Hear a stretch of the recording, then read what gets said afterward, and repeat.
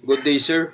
I'm James Wagas Miao, 21 years old, from Lomboy, Sherwood, Albuera, Leyte. Question number 1.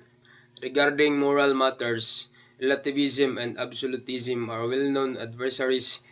Is morality is absolute or relative? Give compelling.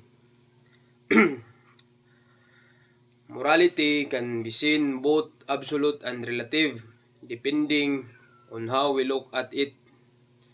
Moral absolutism believes that some actions are always right or wrong, no matter the time, place, or culture. For example, killing innocent people or stealing is generally considered wrong everywhere. This view provides clear rules that help maintain order and harmony in society. On the other hand, moral relativism argues that what is right or wrong depending on a person's culture, belief, or situation. For instance, some cultures see arranged marriage as moral while others do not.